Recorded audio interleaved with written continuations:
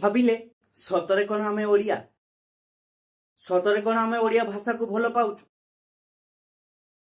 ଓଡ଼ିଆ ଭାଷାରେ ଅନେକ ଭୁଲ ତ୍ରୁଟି ସରକାରୀ ଯେଉଁ ପୋଷ୍ଟର ହଉ ଇଏରେ ଆମେ ଦେଖିବାକୁ ପାଉଛୁ। ଓଡ଼ିଆ ଅସ୍ମିତା ନାଁରେ ଆମେ ଓଡ଼ିଆ ସରକାରକୁ ବାଛିଥିଲୁ, କିନ୍ତୁ ଏଇ ଓଡ଼ିଆ ଅସ୍ମିତାରେ ସରକାର କ'ଣ ଆମର ମାନ ରଖୁଛି? ଏଇ ପିଲାମାନଙ୍କର ଅଷ୍ଟମ ଯେଉଁ ପ୍ରଥମରୁ ଅଷ୍ଟମର ବହିରେ ହଜାର ହଜାର ଭୁଲ, ଆଉ ସେଇ ଭୁଲ ଭିତରେ ଅଷ୍ଟମ ଶ୍ରେଣୀର ପିଲାଙ୍କ ବହିରେ ମୋଟ 705ଟି ଭୁଲ। ଏମାନେ ଖାଲି ଏମିତି ନୁହେଁ କି ଯେ ସାହିତ୍ୟ ଭାଷାରେ ଭୁଲ କରୁଛନ୍ତି, ଏମାନେ ଇତିହାସ, ଭୂଗୋଳ, ବିଜ୍ଞାନ ସବୁ ବହିରେ ତ୍ରୁଟିପୂର୍ଣ୍ଣ। ଏମାନେ କାହାରି ସହିତ ଭେଦଭାବ କରିନାହାନ୍ତି।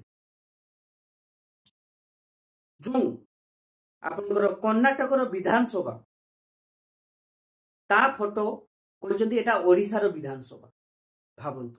ଆଉ ଗୋଟେ କଥା, ନ୍ୟୁଟ୍ରନ ଜାଣିଛନ୍ତି ତ, ବୈଜ୍ଞାନିକ ଥିଲେ, ତାଙ୍କୁ ଦର୍ଶାଇଛନ୍ତି ଯେ ଇଏ ଜଣେ ବଡ଼ ପାଇଲଟ ଥିଲେ।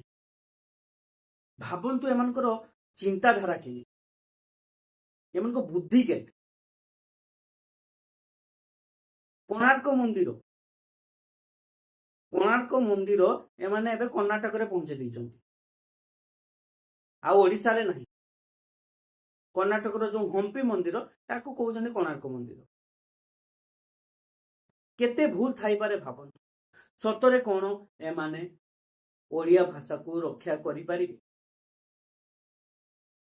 ସରକାରଙ୍କର ଖର୍ଚ୍ଚ ବଞ୍ଚାଇବା ପାଇଁ ପିଲାମାନଙ୍କୁ ଏଇ ତ୍ରୁଟିପୂର୍ଣ୍ଣ ବହିଗୁଡ଼ା ପଢିବାକୁ ପଡିବ। ସରକାରଙ୍କର ରାୟ। ଶିକ୍ଷକମାନଙ୍କୁ କୁହାଯାଇଛି ସେମାନେ ସଂଶୋଧନ କରି ପଢେଇବେ।